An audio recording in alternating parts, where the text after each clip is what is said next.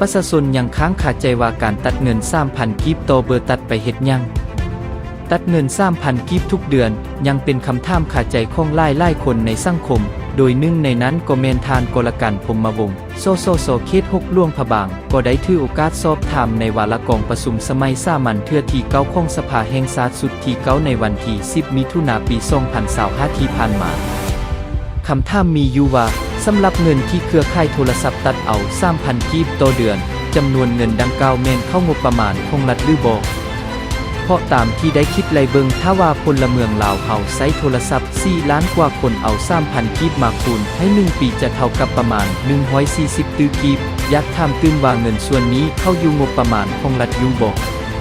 ท่านสันติภาพพรหมวิหารรัฐมนตรีกระทรวงการเงินก็ได้ชี้แจงและตอบในเบื้องต้นว่ายังบ่ทันเก็บกำไดเทื่อว่าเงิน 3,000 กีบเพิ่นหักอันใดแต่จะนำไปเก็บกำข้อมูลนำภาคส่วนเกี่ยวข้องเพื่อชี้แจงเป็นลายลักษณ์อักษร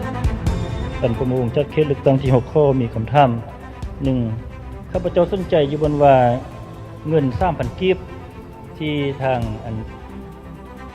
บริษัทโทรคมเพิ่นตัดจากเครือข่ายนะท่านประธานก็ได้เข้าในงบประมาณของรัฐเฮาบ่เนาะเพราะว่าตามที่ข้าพเจ้าคิดไล่เบิ่งถ้าว่าคนเมืองลาวเฮาใช้4ล้านคนต่อเบอร์3,000 กีบคูณให้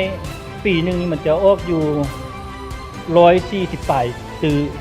กีบปานยักถามว่าตัวนี้มันก็เข้าอยู่ในงบประมาณของรัฐเฮาบ่เนาะ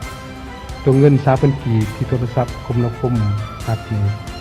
ข้าพเจ้าก็ยังขออภัยยังกำบ่ได้ว่า 3,000 กีบเพิ่นหักปานใดเนาะก็คิดว่าไปเก็บกำข้อมูลนำภาคส่วนเก็บของแล้วก็สิรายงานชี้แจงกับเป็นลายลักษณ์อักษร